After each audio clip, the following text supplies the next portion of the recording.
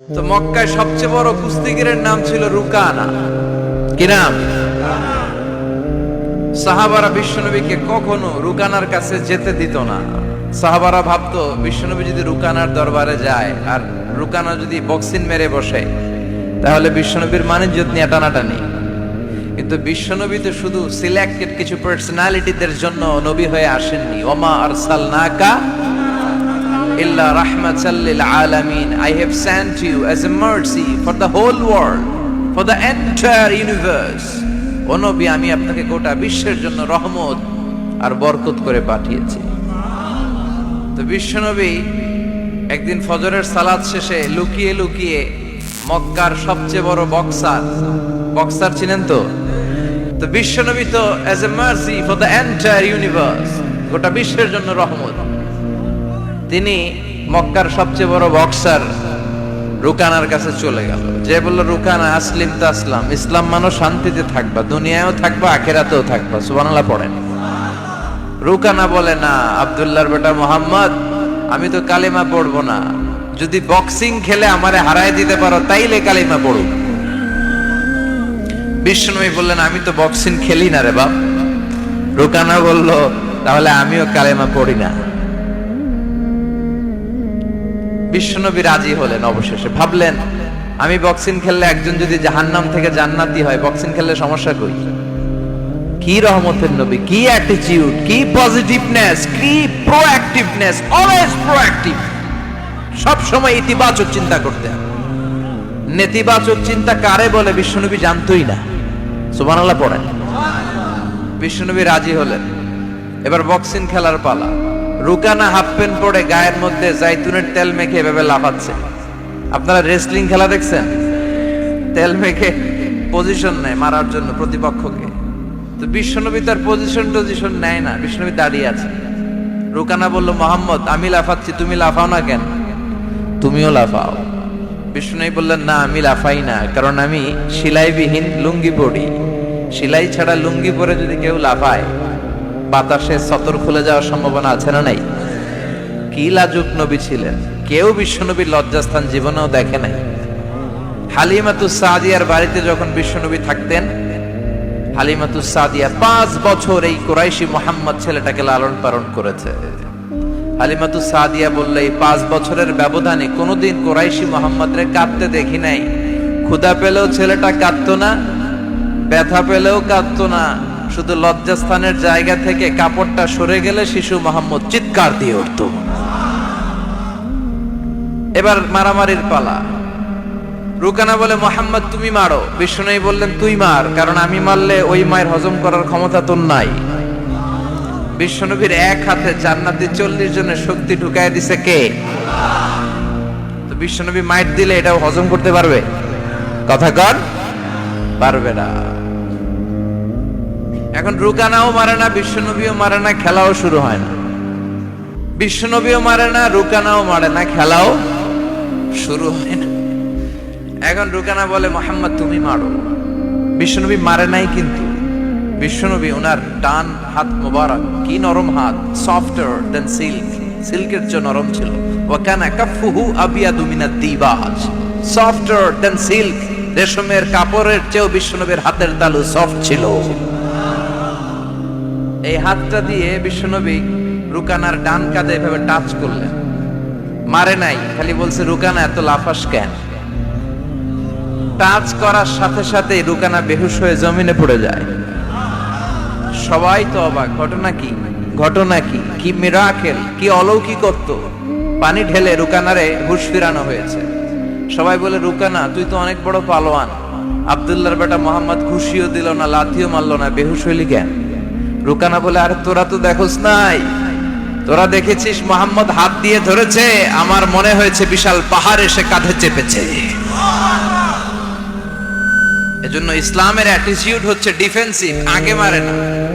আল্লাহ বলেন, ওয়া রাব্বাকা ফাকাব্বির, glorify the name of your lord, তোমার প্রভুর নামের বড়ত্বের ঘোষণা দাও। আসুন আমরা আল্লাহর নামের বড়ত্বের ঘোষণা দেই। আমরা ভাগাভাগি করে 3টা তাকবীর পড়ব। প্রথম তাকবীর পড়বেন যারা বিবাহিত আছেন তারা, দ্বিতীয় তাকবীর অবিবাহিত যারা তারা, তৃতীয় তাকবীর সবাই মিলে। রাগ করতেছেন? বিবাহিত কারা কারা আসছেন দেখি তো। মাশাআল্লাহ, আমিও আছি আপনাদের দলে, মশির ভাইও আছে ইনশাআল্লাহ। হাত নামান।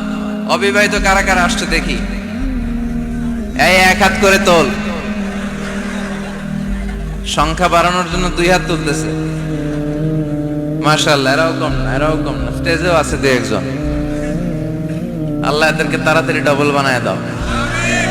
চিন্তা নাই, দেশে আমাদের বোনদের নারীদের সংখ্যা যেভাবে বাড়তেছে, কপালে 2-3টা করেও জুড়তে পারে। যদিও এদেশে প্র্যাকটিসটা ওইভাবে হয় নাই, কিন্তু এটা কিন্তু সুন্নাহ। এটা কি সুন্নাহ? তো আমরা প্রথমে তাকবীর পড়ব যারা বিবাহিত আসছি তারা, এরপরে তাকবীর পড়ব যারা অবিবাহিত আসছি তারা, এরপরে সবাই মিলে। তো আমি লিল্লাহি তাকবীর বললে আপনারা শুরুতে যারা বিবাহিত ভাইরা আছেন তারা তাকবীর পড়বেন। এটার উদ্দেশ্য হচ্ছে আপনাদেরকে একটু প্রাণবন্ত করে তোলা।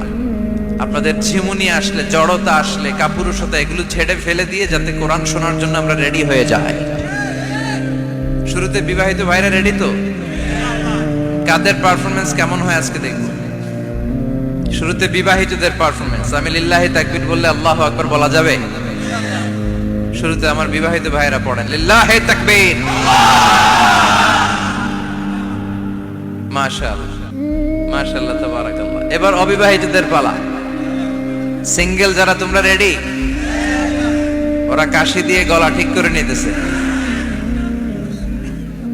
অবিবাহিতরা রেডি তো? বিবাহিতদের হারায় দেওয়া যাবে? এবার তোমরা তাকবীর দাও, লিল্লাহি তাকবীর। ওরে আল্লাহ, দেখাই দিছে একেবারে। মাশাআল্লাহ, তাবারাকাল্লাহ। এবার সবাই মিলে 3টা তাকবীর পড়বো। পারা যাবে মুসলমান? লিল্লাহি তাকবীর, লিল্লাহি তাকবীর, লিল্লাহি তাকবীর। আল্লাহ আমাদের তাকবীরগুলো তুমি কবুল করো। তখন তারাও বাধ্য হয়ে পড়ে আল্লাহু আকবার। তাহলে বুঝা গেল আমাদের কোনো ক্ষমতা টমতা কিচ্ছু নাই। আসল ক্ষমতার মালিক একজন। চিল্লায় বলেন তিনি কে? সে আল্লাহ বললেন তাবারাকাল্লাযী বিয়াদিহিল মুলকু ওয়া হুয়া আলা কুল্লি শাইইন কাদির। সুমহান সেই সত্তা যার হাতে ক্ষমতা। ক্ষমতা কার হাতে? সব ক্ষমতার মালিক আল্লাহ। তবে আমাদেরকেও আল্লাহ কিছু ক্ষমতা দিয়েছে, এটা লিমিটেড। এটা কি? যেমন এই যে মাননীয় প্রধানমন্ত্রী ওনার দল নিয়ে, বাংলাদেশ আওয়ামী লীগ নিয়ে যে ক্ষমতায় আসলেন, কয় বছরের মেয়াদে? কোন কোন দেশে ক্ষমতায় আসে 10 বছরের মেয়াদে, আছে না নাই? আল্লাহ আসছে কয় বছরের মেয়াদে? 30 বছর, 40 বছর। আল্লাহর ক্ষমতার মেয়াদ 100 বছর। এরপরে রিনিউ করা লাগবে। এটা কথা বলেন। আল্লাহ বলেন হুয়াল আউয়ালু ওয়াল আখিরু ওয়াল যাহিরু ওয়াল বাতিন ওয়া হুয়া বিকুল্লি শাইইন আলিম। আমি প্রথম, আমি শেষ, আমি প্রকাশ্য, আমি গোপন। ঠিক কিনা? প্রথমে আল্লাহ আল্লাহ, শেষেও আল্লাহ আল্লাহ, আকাশে আল্লাহ আল্লাহ, জমিনে আল্লাহ আল্লাহ। সবাই পড়েন, প্রথমে আল্লাহ আল্লাহ, শেষেও আল্লাহ আল্লাহ, আকাশে আল্লাহ আল্লাহ, জমিনে আল্লাহ আল্লাহ। নিখিল জাহান গায়ে গুণগান, তার নামে গাই আমরাও গাহি। তাআলা হামদে বারি তাআলা, হামদে বারি তাআলা, হামদে বারি তাআলা। সুবহানাল্লাহ পড়েন। আল্লাহ বলে আমার ক্ষমতা তোদের মতো 5 বছরের মেয়াদে না, 10 বছরের মেয়াদে না, 20 বছর 30 বছরের মেয়াদে না। আমি চিরকালের জন্য ক্ষমতার চেয়ারে বসা। চিরকালীন মেয়াদ, সৃষ্টির সূচনার আগ থেকে তিনি আছেন, অনাদিকাল পর্যন্ত তিনি থাকবেন। তার ক্ষমতার মেয়াদ আনলিমিটেড মেয়াদ। চিৎকার করে বলেন ঠিক কিনা? আবার পৃথিবীর অনেক দেশে দেখবেন ডেমোক্রেটিক সিস্টেমে, আমাদের দেশেও তো গণতান্ত্রিক সিস্টেমে ভোটাভুটির মধ্য দিয়ে ক্ষমতায় আসে না। যাদেরকে ভোট দেওয়া হয় বেশি তারা ক্ষমতায় চলে যায়। আল্লাহ তো ভোটে আসছে ক্ষমতায়। কথা কন তো কেমনে আসছে? কারচুপি করে। কথা বলেন। আল্লাহ ভোটে আসা লাগে নাই, কেউ তাকে ভোট দেয়া লাগে না। আবার অনেক দেশে আছে মোনার্কি সিস্টেম, রাজতন্ত্র, রাজার পোলা রাজা, আল্লাহর বাপ ছিল রাজা, এই জন্য আল্লাহ রাজা। কথা বলেন না, আল্লাহ রাজতন্ত্রের সিস্টেমও আসে নাই। আবার অনেক দেশে আছে ডিক্টেটরশিপ, একবার ক্ষমতা পাইলে মাগারছে আর ছাড়ে না। আছে না নাই? 20 বছর 30 বছর চলতেই থাকে, আছে না নাই? আল্লাহ কি এই সিস্টেমে আসছে? আল্লাহর ক্ষমতার সাথে পৃথিবীর কারো ক্ষমতার কোনো মিল নাই। চিৎকার করে বলেন ঠিক কি না? আবার অনেক দেশে কোয়ালিশন করে ক্ষমতায় যেতে হয়, জোট করে। জোটের রাজনীতি দেশে আছে না নাই? 4 দলীয় জোট, 10 দলীয় জোট, 14 দলীয়, 18 দলীয়, 20 দলীয়, মহাদলীয়, মহাজোট, সামনে হবে মহাজোট। কথা ঠিক কিনা বলেন? তো আল্লাহ কিরকম জোট করে আসা লাগছে? কথা বলেন। তার মানে আল্লাহর ক্ষমতা আমাদের ক্ষমতা এক নয়। আবার পৃথিবীর অনেক দেশে গণ অভ্যুত্থানের মাধ্যমে অনেককে ক্ষমতা থেকে নামানো হয়, ঠিক কিনা? গণ অভ্যুত্থান হয় না, সেনাবাহিনীরা কু করে না, মিলিটারি কু করে ক্ষমতা থেকে নামায়। তো আমরাও যদি আল্লাহর বিরুদ্ধে একটা আন্দোলন করি, আল্লাহ তো নেমে যাবে, নামানো যাবে না? আচ্ছা, আমরা পারলাম না, জিনেরা যদি আমাদের সাথে যোগ দেয়, মানুষ জিন ভাই ভাই, আল্লাহর রক্ষা নাই। কথা বলেন, তাও পারা যাবে না। ফেরেশতারাও যদি কয় আমরাও মানি না, তাইলে তো শেষ আল্লাহর গদি।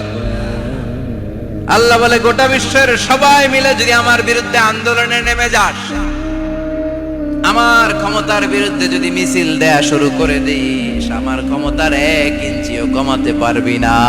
সুবহানাল্লাহ পড়েন। এজন্য আল্লাহ বললেন তাবারাকাল্লাযী বিয়াদিহিল মুলকু ওয়া হুয়া আলা কুল্লি শাইইন কাদির। সুমহান সেই সত্তা যার হাতে ক্ষমতা, ক্ষমতা কার হাতে?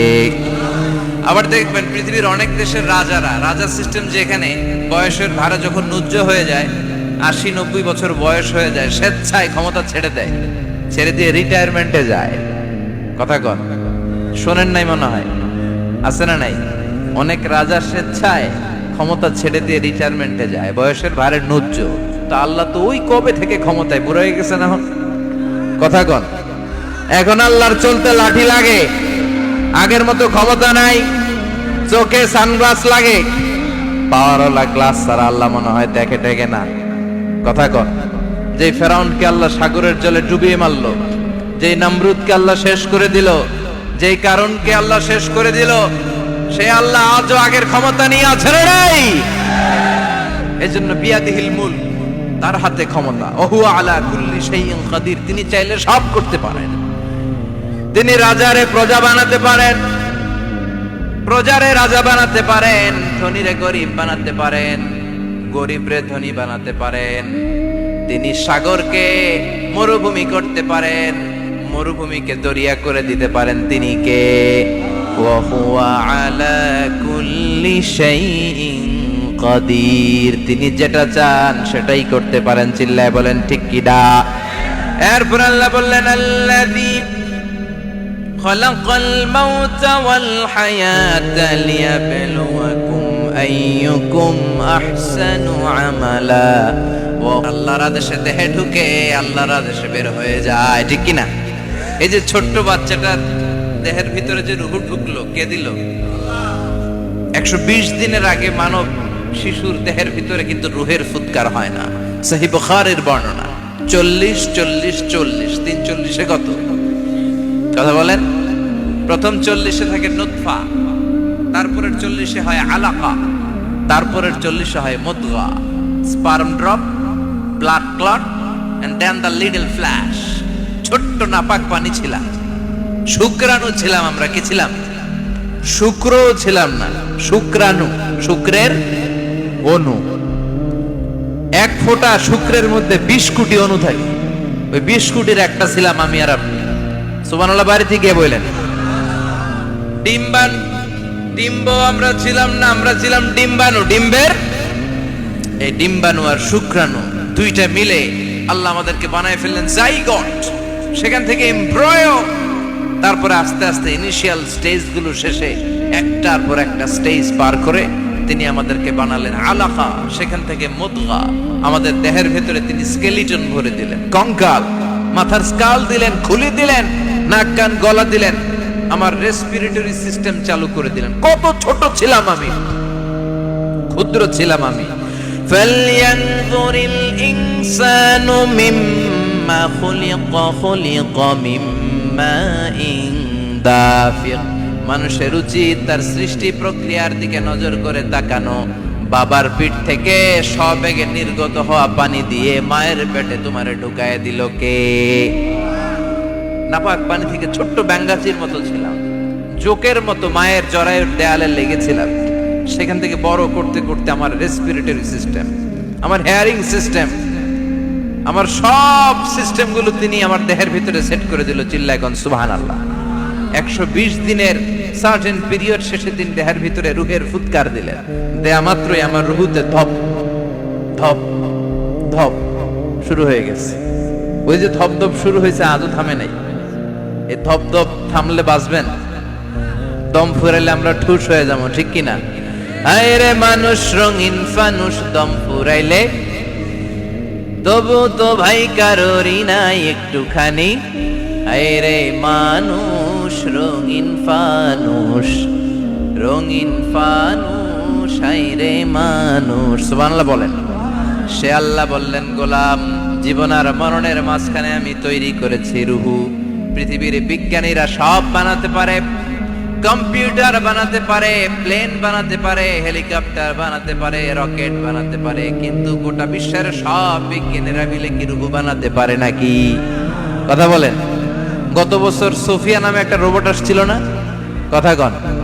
ওটা মাথা উঁচু করে নিচু করে কথা বলতে চায়, মানুষের মতো হতে চায়। আসলে কি মানুষ? ওটার মধ্যে কি রুহু আছে? রুহু বানাইতে পারবে কেউ? এই রুহু নিয়ে যে কত গবেষণা, মুমূর্ষ রোগীদের উপর গবেষণা চালিয়েছে অনেক। বুলেট প্রুফ গ্লাসের ভিতরে মুমূর্ষ রোগীকে রেখে রেখে তারা চেক করতে চেয়েছে আমেরিকান বিজ্ঞানীরা যে রুহু কোন দিক দিয়ে বের হয়। তারা ওজন করে দেখে, মানুষ মরে গেলে কোন লাশের ওজন বেড়ে যায়, কোন লাশের ওজন কমে যায়। যেটাতে কমে গেছে 2-1 কেজি কমে যায়, তার অবাক। কিরা আগে ছিল 80 কেজি, এখন হয়েছে 78 কেজি, তার মানে 2 কেজি না, এটাই রুহু। এটাই কি? এটা হচ্ছে গবেষণার ধাপ। অনেকগুলো মডিউল তারা আনে, অনেক মুমূর্ষ রোগীকে গ্লাস ফিটিং করা, ইন্টেনসিভ কেয়ারে রেখে তারা অবজার্ভ করে, আর অক্সিজেন মাস্ক খুলে দিয়ে তারা দেখে যে লোকটা ছটফট করে কিভাবে মরে। মরার আগে ওজন মাপ ছিল 80 কেজি, মরে গেছে পরে আবার ওজন দিয়ে দেখে 78 কেজি। কমছে কয় কেজি? বিজ্ঞানে কয় পাইছি। সবাই কয় কি পাইছো? কয় রুহু। কই পাইলেন? কয় আগে 80, এখন 78, 2 কেজি। রুহুর ওজন কয় কেজি? তো বিজ্ঞানীদের সিস্টেম হচ্ছে যে কোনো একটা বিষয়ের উপর গবেষণা চালালে তারা পূর্ণাঙ্গ ডিসিশনে পৌঁছতে পারে না। They couldn't jump to the final conclusion just on one module, based on one module. They cannot do it. তাদের অনেকগুলো মডিউল আনতে হয়। তারা আবার নমুনা আনলো আরেকটা। মুমূর্ষ রোগী, অক্সিজেন চেম্বার লাগানো, মাস্ক লাগানো, এটা খুলে ফেললে মরে যাবে। বুলেট প্রুফ করা গ্লাসের ভিতরে ঢুকিয়ে এটার ওজন মাপ, এটার ওজন 60 কেজি। এবার মাস্ক খোল, মাস্ক খুলছে ছটফট ছটফট করে, এটা শেষ। এবার মাপ দেখ, এবার মাইপা দেখা গেছে 63 কেজি। কয় কেজি বাড়ছে?